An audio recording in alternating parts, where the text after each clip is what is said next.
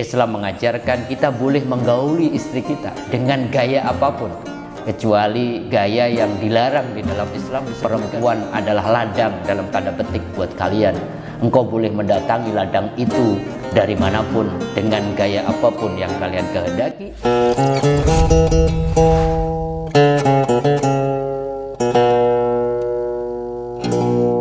Assalamualaikum warahmatullahi wabarakatuh. Sahabat-sahabatku, pemirsa channel Tauhid Cinta, bertemu kembali dalam kajian-kajian Tauhid Cinta channel.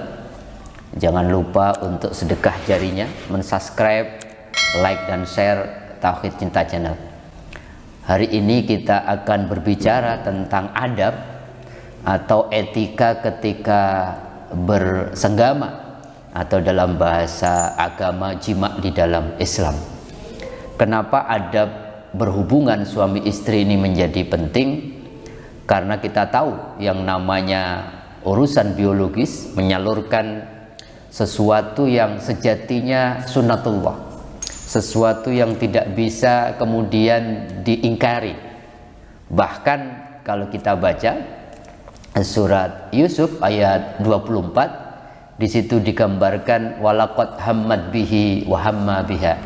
Ketika Yusuf berpapasan dengan Zulaikha, kemudian tuannya perempuan yang sangat cantik, Zulaikha juga melihat Yusuf waktu itu menjadi pembantu yang sangat tampan, maka hasrat keduanya muncul. Tetapi kemudian kita tahu Nabi Yusuf alaihissalam lebih memilih dipenjara daripada kemudian mengikuti hasrat biologisnya dengan cara-cara yang tidak dibenarkan oleh agama. Oleh karenanya kita tahu di dalam Islam ada namanya pernikahan, sebuah jalan keluar yang begitu indah, yang begitu mulia, yang ditawarkan Islam agar keinginan hasrat seorang laki-laki kepada perempuan bisa disalurkan dengan cara yang bermartabat, dimuliakan. Bahkan ketika orang menikah, ketika akad dan ijab qabul itu didoakan oleh banyak orang. Maka pada kesempatan kali ini kita akan belajar adab apa saja yang kemudian diajarkan oleh Rasulullah lewat banyak hadis ketika seseorang kemudian ingin melakukan hubungan suami istri. Yang pertama, Rasulullah mengatakan dalam hadis riwayat Abu Dawud, laki-laki yang kemudian baru menikah dan ingin melakukan hubungan suami istri disarankan oleh Rasulullah untuk meletakkan tangannya pada ubun-ubun istrinya, kemudian seraya mendoakan dengan sebuah doa, Allahumma inni as'aluka min khairiha wa khairi ma jabaltaha alaihi wa a'udzubika min syarriha wa syarri ma jabaltaha alaihi. Ya Allah, aku memohon kepadamu kebaikan istriku dan tabiat-tabiat baik yang dibawa oleh istriku, dan aku berlindung kepada dirimu ya Allah dari keburukan istriku dan tabiat-tabiat yang dibawanya. Setelah itu dianjurkan sebelum melakukan hubungan suami istri dalam keadaan berwudu, kemudian melakukan sholat sunnah 2 rakaat, dan setelah sholat sunnah itu dianjurkan untuk melakukan doa kepada Allah Subhanahu wa Ta'ala. Doanya digambarkan dalam hadis, Allahumma barikli fi ahli, Allah berkailah diriku dan berkailah istriku, wa barikli lahum fi, dan berkailah istriku karena keberadaanku, Allahumma rzuqni minhum, ya Allah anugerahkan rezeki kepadaku, warzuquhum minni, dan anugerahkan juga rezeki kepada istriku karena keberadaanku. Allahumma jma' bainana ma jama'ta ila khairin, ya Allah satukanlah kami berdua dalam kebaikan, wa farriq bainana idza faraqta ila khairin, dan kalaulah engkau kemudian dengan takdirmu pisahkan kami berdua, semoga engkau pisahkan dalam kebaikan juga. Sebegitu luar biasa.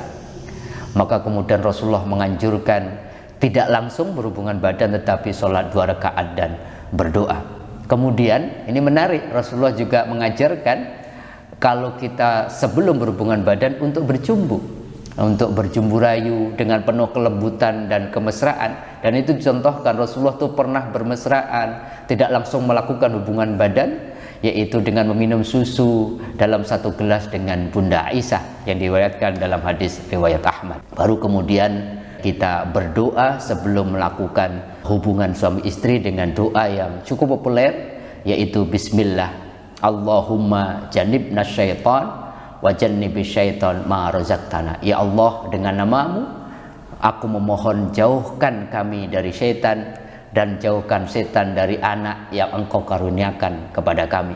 Hadis riwayat Bukhari.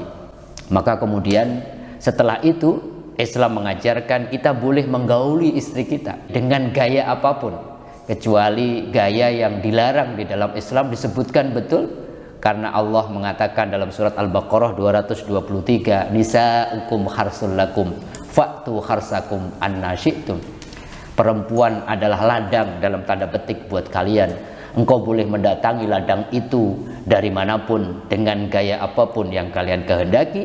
Tetapi Rasulullah memberikan sebuah batasan dalam sebuah hadis dengan mengatakan akbil wa adbir. Engkau boleh melakukan berhubungan badan dari depan atau bahkan dari belakang. Wattaki ad-dubura wal haido, tetapi janganlah engkau mendatangi istrimu lewat dubur dan ketika dalam kondisi haid. Itulah batasan dalam hadis riwayat An-Nasa'i, tata cara atau adab yang boleh dan tidak boleh dilakukan oleh seorang suami kepada istrinya. Bahkan di dalam banyak riwayat setelah selesai berhubungan, setelah selesai berjima, maka Rasulullah mengingatkan janganlah tergesa-gesa bangkit sehingga kemudian kita egois, tetapi tunggulah hingga istri kita juga bisa melepaskan hasratnya juga sampai menemukan kepuasan yang maksimal. Dan apabila kata Rasulullah, apabila ingin antara suami istri itu tidur ya setelah kecapean mungkin ya melakukan hubungan suami istri, maka adabnya luar biasa. Kalau engkau ingin tidur silahkan, tapi basuhlah kemaluan kalian dan kemudian berwudulah, menurut hadis riwayat Bukhari. Dan Rasulullah juga mengabarkan dalam banyak riwayat, ternyata kita ini boleh mandi bersama karena sudah suami istri, dan bahkan boleh melihat aurat di antara masing-masing suami maupun istrinya.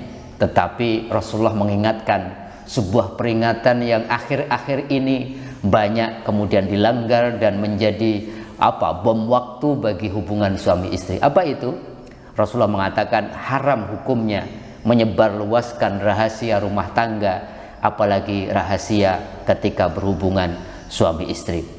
Rasulullah mengatakan dalam hadis riwayat Muslim, inna min asyarin nasi indallahi manzilatan yaumal qiyamah, sesungguhnya seburuk-buruk manusia di sisi Allah tempatnya di hari kiamat nanti adalah ar-rajulu yufdi ila imro'ati wa tufdi ilaihi summa yansuru sirroha, yaitu laki-laki yang mendatangi istrinya untuk berhubungan badan, seorang istri yang mendatangi suaminya untuk berhubungan badan, dan kemudian dia menyebarkan rahasia di antara mereka kepada orang lain. Itulah beberapa catatan yang menurut saya menarik.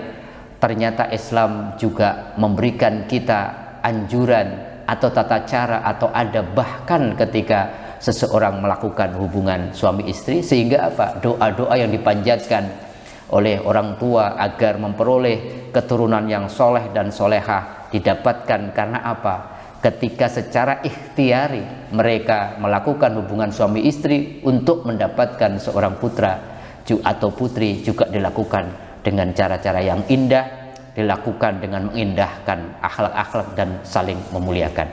Semoga bermanfaat. Wal afu minkum. Assalamualaikum warahmatullahi wabarakatuh.